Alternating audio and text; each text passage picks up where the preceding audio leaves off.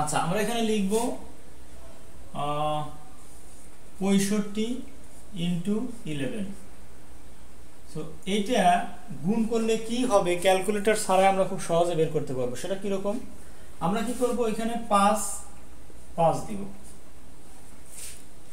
এরপরে এখানে কি আছে 6, 5 আর 6 যোগ করলে কি হবে 11, 11 1 দিব, হাতে রাখবো তো 1, এই 1 এসে 6 এর সাথে যোগ হবে, তাহলে কি 7। এটাই আমাদের রেজাল্ট।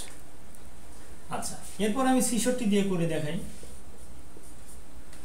আগের মতোই করব, আমরা 6টাকে এভাবে লিখে দেব, প্রথমে 6টা এখানে লিখলাম, এরপরে 6 আর 6 যোগ করলে কত হবে 12 হবে, 12 2, হাতে থাকে কত 1, এই 1 এসে 6 এর সাথে যোগ হবে, তাহলে কি 7।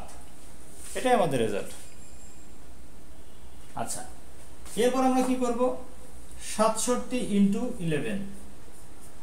67 ইন্টু 11 কি হবে, আগের মতো করে এখানে 7 দিব, 7 আর 6 কত হয় 13, 3 দিব, হাতে থাকে কত 1, 1 আর 6 7। এটাই রেজাল্ট। সেম ভাবে 68 ইন্টু 11, তাহলে 8টা আমরা এখানে লিখব, 8 আর 6 14 4, হাতে থাকে কত 1, 1 আর 6 7, তাহলে 748, এটা আমাদের রেজাল্ট।